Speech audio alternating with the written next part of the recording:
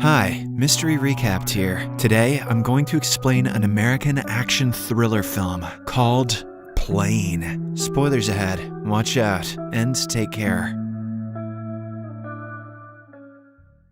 The movie begins with a pilot rushing through the airport as he is running late for his flight. Brody Torrance, what a name, was forced to work his holiday runs out of Singapore after beating an intoxicated customer who got into an altercation with several flight attendants. As he tries to get through security to make it to the aircraft, he receives a call from his daughter, whom he plans to meet in Hawaii after he is done with the flight. It is New Year's Eve, and his daughter is worried that he wouldn't make it in time to spend the new year together. However, he assures her that he will be there, hoping there won't be any delays. Being home for Christmas on time is for losers. Brody Torrance makes it for New Year's. Fortunately, he reaches his aircraft in time, where he learns from his co-pilot, Dell, that the flight officer has not yet made a visit. The two pilots then get to know each other as Dell shows Torrance the bad weather situation that they will face on their way. As they chat, the flight officer enters and informs them that Trailblazer 119, their aircraft, would set off for Tokyo with 14 passengers. Torrance, at that moment, expresses his concern about the weather and suggests an alternative route for the flight that would help them avoid the weather. But the flight officer cuts him off and tells him that the weather might clear by the time they reach there, and taking the other route would add more hours. In addition, doing that for an almost empty flight is just bothersome. Unable to oppose, the two pilots just agree. Next, a flight attendant enters the deck and introduces herself as Bonnie before informing Torrance that he was needed in the jetway. With that, he leaves for the jetway, where he is met by police officers with a handcuffed person. The man's name is Louis Gaspar, and he is being extradited on charges of homicide. Torrance is concerned that a handcuffed felon will make the passengers uneasy, so he tells the officer to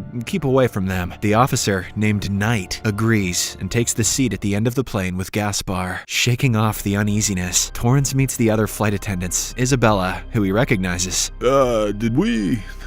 And Maria. They then greet the passengers with the New Year's greeting. Many sorts of passengers are seen, among whom are Sinclair, a short-tempered businessman, and a bothersome couple who complain about the plane's condition. Torrance tells them that the aircraft is fine, trying to assure them of their safety. Another group of passengers consists of Katie, who came with Bree, a social media influencer, aka a useless human being. They seem to be the original owner of the seat Knight and Gaspar had taken. Thrilled by them, they choose a different seat, as instructed by Maria, and later try to snap a picture of Gaspar to share their experience. Gaspar notices it and instantly tells them not to. With everyone settled with their seatbelts secured, Torrance briefs the flight over the intercom, followed by a Southwest Airline grade joke, and takes off the flight. Everything goes smoothly as the flight attendants serve the passengers, while the pilots talk to each other about their families. However, things start to take a turn when they meet the storm they had expected to come across. Torrance alerts everyone to fasten their seatbelts and contacts the air traffic control to notify them of the situation, but receives no response. As they fly ahead, they get deeper into the storm. Suddenly, a flash of lightning strikes the plane, shaking the whole aircraft and panicking the passengers. Leaving Dell in control, Torrance goes to the cabin to calm the passengers down and sees a scene with the passengers' belongings lying on the way that fell due to the strike. He helps the attendants pick them up and tells everyone that it was just the weather. Sinclair bashes him for not controlling the plane well. Can't you control lightning, aren't you, Zeus? No, that's Russell Crowe. So Torrance just ignores him and tells the flight attendants to not let anyone unfasten their seatbelts. Unfortunately, the plane is struck again, making Torrance lose his balance and hit his head, causing it to bleed. Trying his best, he reaches the deck and takes over the flight, with the entire power and communication cut off and a big rainstorm ahead. The pilots try their best to find a way to get a signal. They try every possible way but see no solution. Knowing that the battery won't last more than a few minutes, they make an impromptu decision to land the plane anywhere possible. Bonnie informs everyone in the flight of the electrical malfunction and slowly commands them to fasten their seatbelts and not leave their seats no matter what. With eyes on the gyro, the pilots do their best to find ways to land, while the attendants try their best to keep themselves and the passengers in place. That's when Officer Knight's phone falls from his hands and lands on the floor. The attendants panic at what he might do and continuously warn him, but he decides to be ignorant and goes to pick it up. Isabella, as an attendant, can't help but go save him, but another strike shakes the whole plane and instantly shoots them off, killing them right then and there. A horrified Bonnie warns everyone to stay in their seats, no matter what, and after witnessing what happened to the policeman, they don't dare to move again. Inside the cockpit, the pilots finally find a suitable place to land, but they only have 3 minutes before the engines run out. With the clock ticking over their heads, they put all their effort to go down. Just when the plane is about to crash, Torrance sees a road and turns the plane in its direction. With a lot of difficulties and the blades of the plane cutting through the forest trees, the captain manages to make a successful landing. Everyone celebrates that they are finally on the ground and figure out that they might be on an island somewhere in the Philippines. Since the airplane hasn't stabilized yet, the passengers are asked to immediately get off of it. Through the emergency exit, Del goes down first, followed by all the other passengers. Bonnie, who is checking on the bodies of the dead, is called by Torrance to get off. By dawn, everyone is off the plane, safe and relieved. On the contrary, the CEO of the airlines sets a meeting about the Trailblazer 119's missing, along with Scarsdale, a former Special Forces officer who leads the rescue effort. Scarsdale, upon knowing that the flight officer didn't let Torrance take the other route, calls him out for doing so. They come to learn that the plane's signal was last received in Manila, but was soon disconnected. The officers discuss all the possible ways to find its location.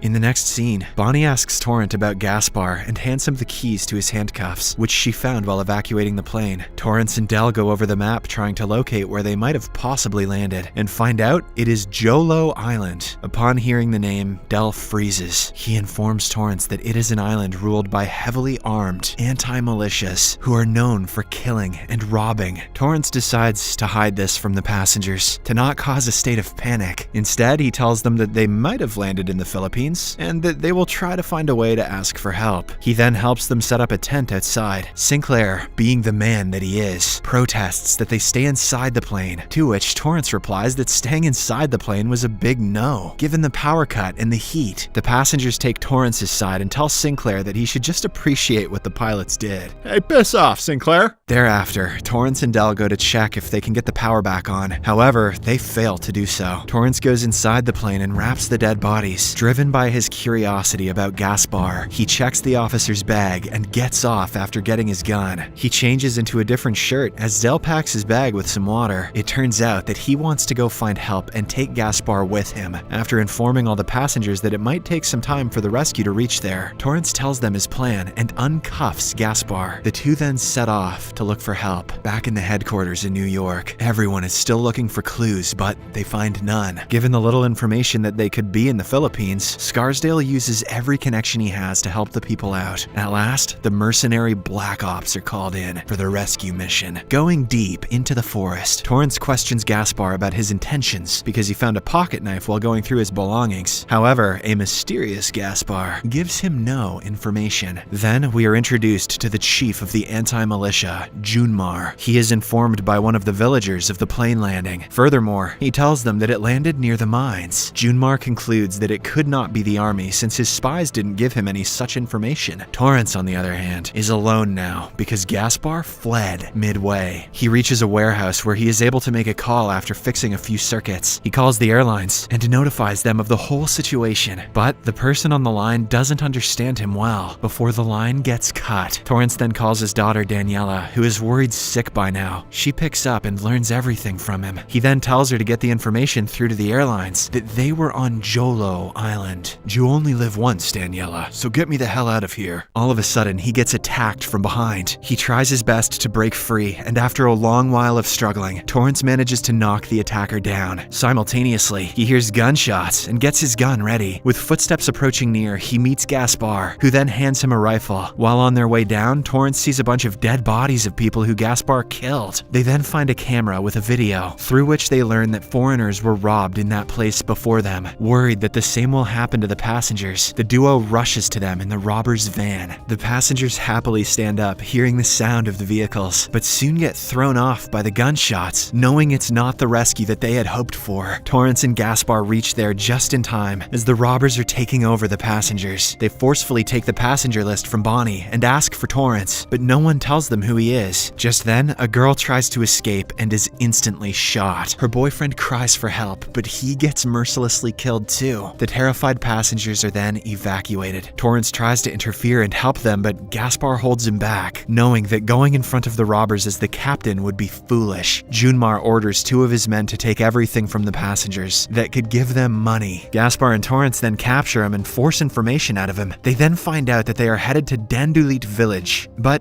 fail to get more information than that. Torrance then goes inside the plane again and locates the village on the map and leaves a message for the rescue team, having discovered that Dell somehow managed to fix the electric system. Consequently, back in the headquarters, Scarsdale hires the mercenary Black Ops to go to the island after confirming the information with Daniela. Torrance and Gaspar, on the other hand, reach the village where the passengers are held hostage, slowly eliminating the robbers one after another. They meet the rest of the passengers. Thankfully, with only a man guarding them, the duo successfully frees them and takes them to a bus. But escaping would only alert the rest, so Torrance goes to distract the robbers, putting his life at risk. He greets the chief and acts as though he doesn't know who he is. The act ends up getting him hit. At that moment, the assigned team fires at the robbers and ends up killing a lot of them. It turns out that they were fast to reach the plane and catch up with the passengers with the help of the message. Soon, they safely reach the bus, along with Torrance. Junmar is enraged by the situation and orders his remaining men to go to the plane. During the ride, Torrance learns that no rescue team would come there until the next 24 hours. Shellback asks for his help instead. They reach the plane where Torrance asks everyone to trust him one last time and boards the plane since it was the only way they can make it out of there, and everyone agrees. Torrance asks the rescue team to help him buy some time until he can fix something. Right then, Junmar arrives and attacks, hurting one of the passengers. With a lot of gunfire, both parties try their best to overpower the other. A while later, it is time for Torrance to enter the plane. As everyone else backs him up, he makes a run and gets in despite getting shot in one of his legs. He informs the headquarters about flying the plane, which Hampton refuses, but Scarsdale supports. Who the hell is Hampton anyway? While the pilots and remaining crew do everything they can inside the plane, Shellback and Gaspar are still out fighting. Gaspar finds the bag of money the mercenaries own while trying to recoil the rifle. As it is time to set off, everyone but Gaspar gets in. Gaspar leaves with the bag of money, and Shellback just watches him do so. Meanwhile, Junmar and one of his men are still trying their best to stop them. Junmar's man picks up an RGF to hit the plane, but Gaspar kills him off just in time, saving the plane. Torrance sees the missile go off in a different direction and feels relieved, but is again disturbed as Junmar picks up the RGF. Ready to shoot the plane, Junmar has his car parked in front of the plane, which he thinks will stop it. However, Torrance, who has no plans to oblige, takes off the plane right through them.